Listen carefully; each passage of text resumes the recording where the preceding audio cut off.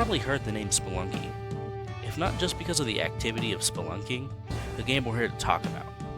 Spelunky HD, or just Spelunky, was released on the 8th of August in 2013.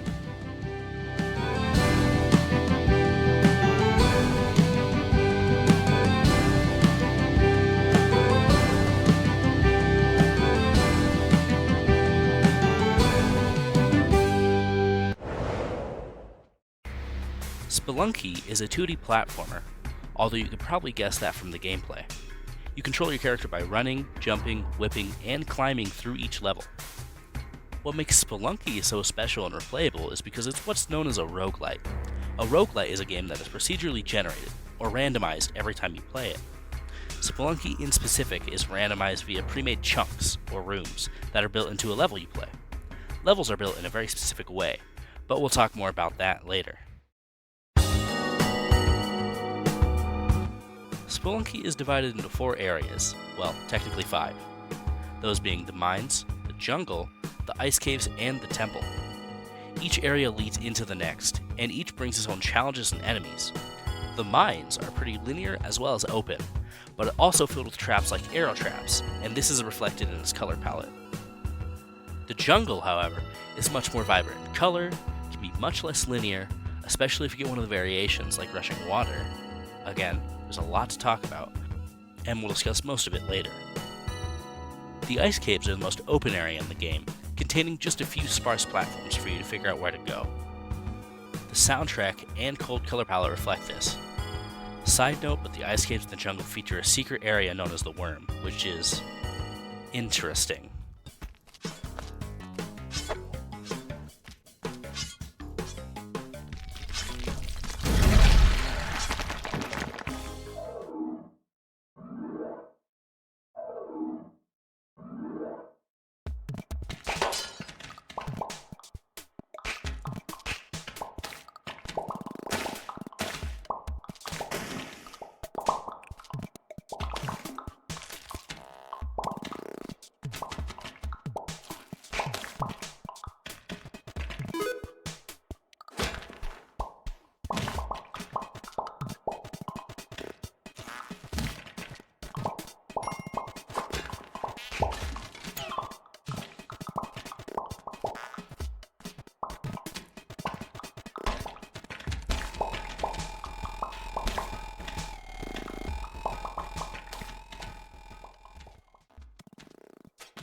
After I made it out, I'll let the footage speak for itself.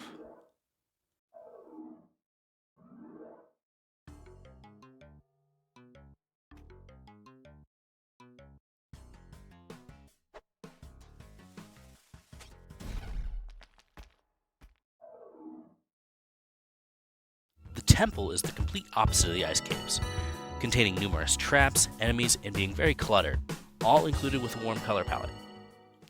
Now, to those variations I mentioned earlier. The variations are known as level feelings. Each area has their own unique level feelings, and there are some shared ones. The main one being dark levels, in which you don't have access to the entire screen. The mines has 2 unique level feelings. These are the snake pit, in which there is, well, a bit of snakes, and the spider lair, in which the level is crawling with spiders. The jungle has 2 unique level feelings as well, those being rushing water, in which the bottom half of the level is a big piranha-filled lake, featuring a big piranha in the lake known as Old Bitey, and the other one, the Restless Dead level, which contains zombies and vampires, and leads to the Haunted Castle, a special area containing new enemies and items. The ice caves have 3 unique level feelings, although one is guaranteed to occur, that being the mothership entrance, that allows you to go to the mothership, appearing on 3-4. The other 2 are completely random. The first one of these is the Yeti Kingdom, where the entire level becomes covered in ice and King Yeti shows up, as well as the level generation being very similar to the mines.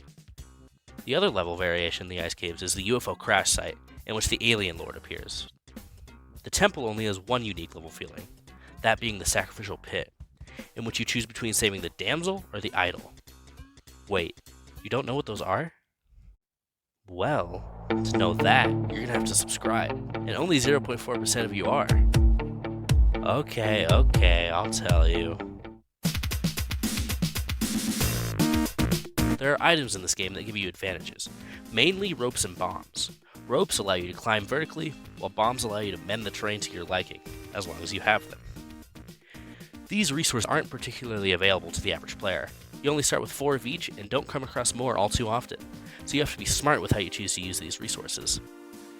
These items come in 3 forms within the level.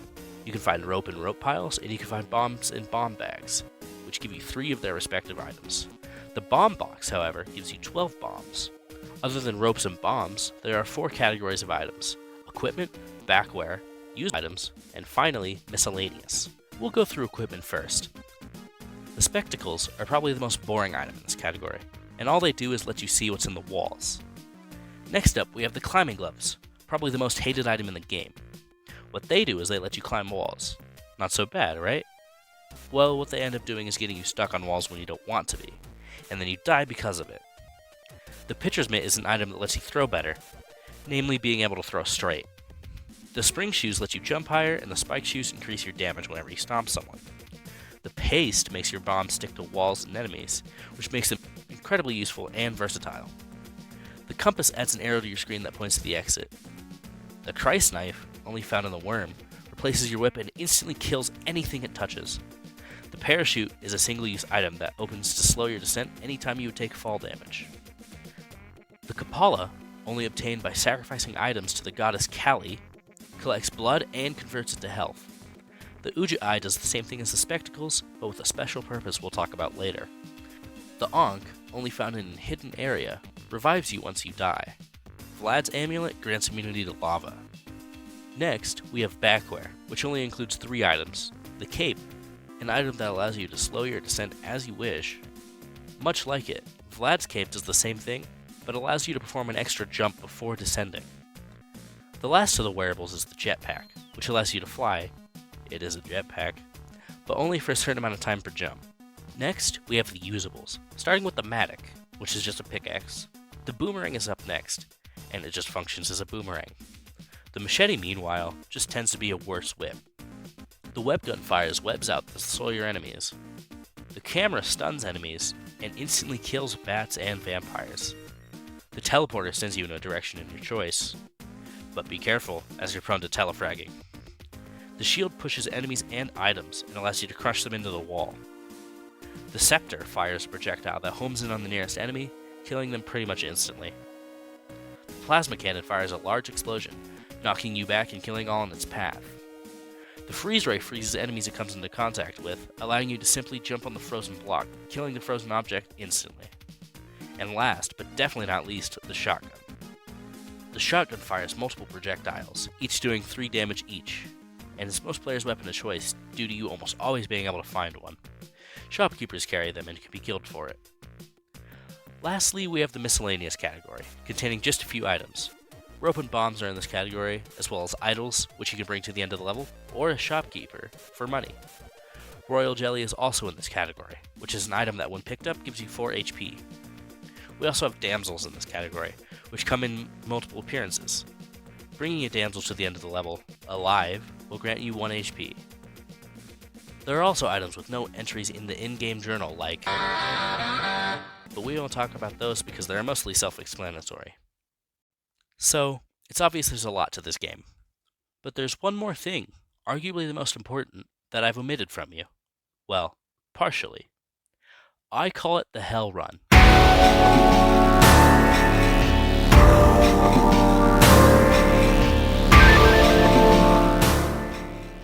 You see, the way you obtain the Ujit Eye is through a locked chest, unlocked with a key found in the same level.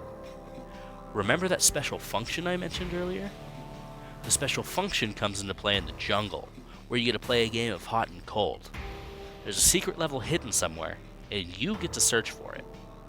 As you get closer, the Ujit Eye will blink more and more, until... This allows you into the black market, in which you can find the Ankh, the next step in our journey. As I mentioned earlier, the Ankh revives you once you die, and so, in the ice caves, you can find a special statue, specifically a Moyai. As you can see, there's an Ankh symbol on it. So, we die, and...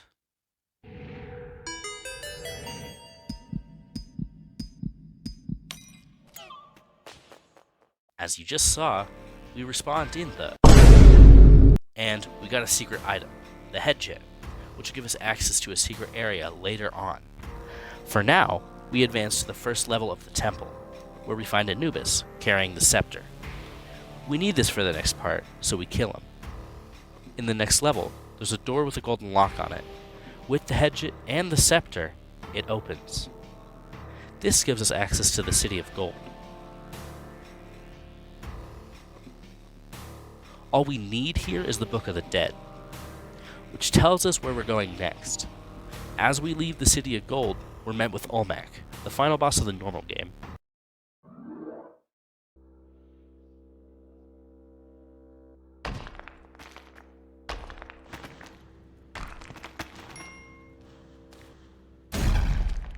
He can be tough.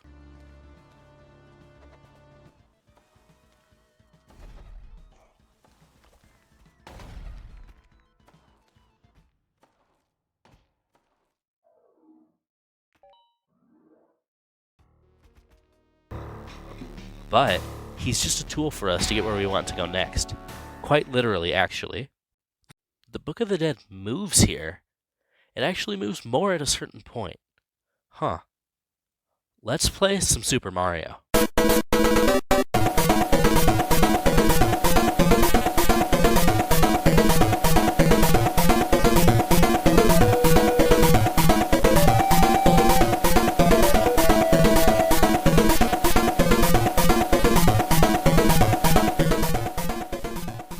There's a door here, and I'm finding out where it leads. After all, isn't that why we're here?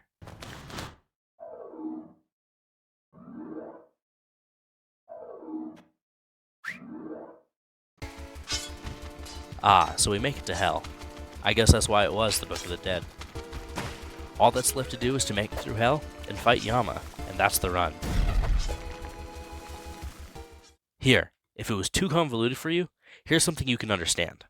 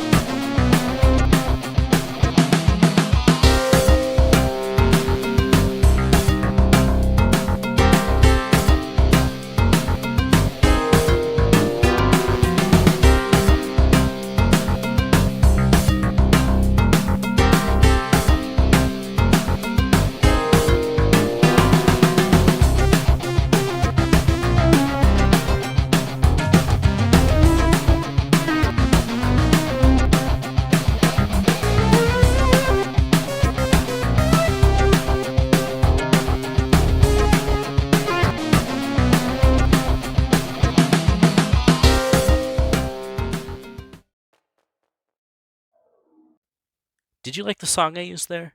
It was from the game. Spelunky has a lot of great songs. The intro song was the title theme too, if you couldn't tell. This game's soundtrack is probably one of the reasons it means so much to me. Funny thing, actually, if you go into the comments section of the only HD version of the OST, I left a bunch of comments during COVID, and some of you might have found me that way, actually. This might turn into its own video, so I'll keep it brief, but the soundtrack can be iconic. Adventurous.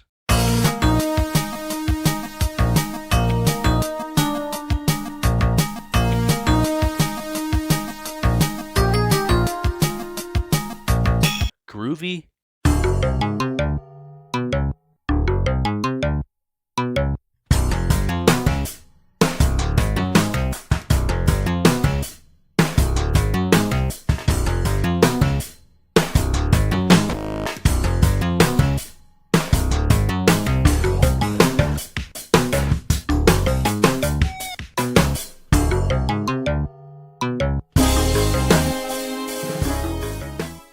Eerie.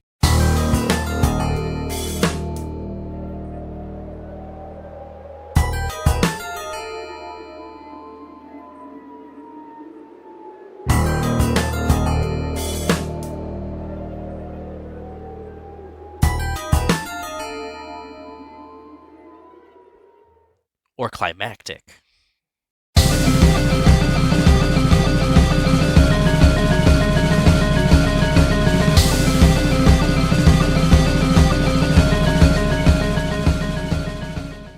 Let's talk level generation. And the visuals here are from the original Flash game, but it works the same, so bear with me. Levels are made up of rooms, or chunks. Rooms are 10 by 8 spaces of tiles that make up a specific pattern. A standard level has the size of 4 by 4 rooms, totaling 16 rooms. These rooms are generated with a solution path, a path to top to bottom that can be completed with no bombs or rope. How this is done is too complicated to go into here. Within the path, every room is generated with its own pre-made set of blocks, and these will become easily recognizable as you play. Not that the game gets any easier, somehow. And every area has different rooms, but the generation remains largely the same.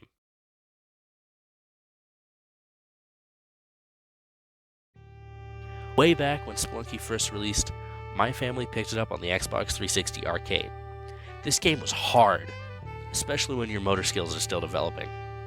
I was able to make it to the temple a couple times, but without shortcuts I had no chance to making it to mech, let alone hell. That made Spelunky such a formidable for me. Tough enough that I couldn't beat it, but I could make it far. It felt like how arcade games from the 80s do, except I'm not sinking money into it.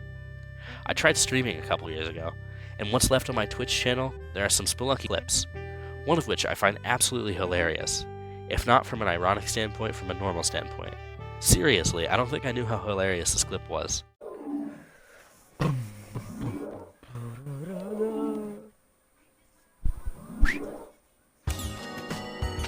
Hey dog. Hey dog. Nice not having the shopkeep mad. Hired help. Oh, dog. Is this death? This is death. Yeah, nope, this is it.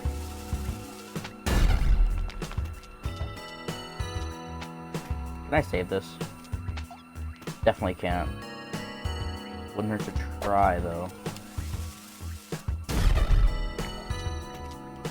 Dude, oh my god. Nope. So close, dude. Look at that. Look at that. I made it up here. Struggles with having no rope. Yeah, that's not possible. See what I can do. Maybe I can make it over there? My only chance. I didn't hold A. Yeah, if I held A there, the game gave me a chance. Wait. I have an idea.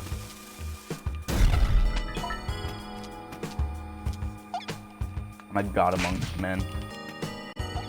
I'm a god amongst men. I am a god, dude. How did...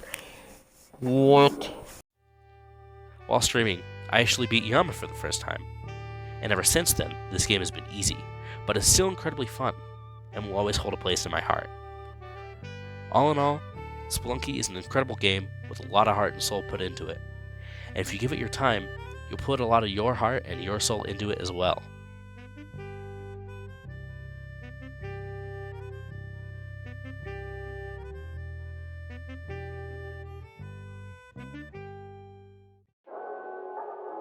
Thanks for watching. Sorry about the gap in time. I got really busy with school and work.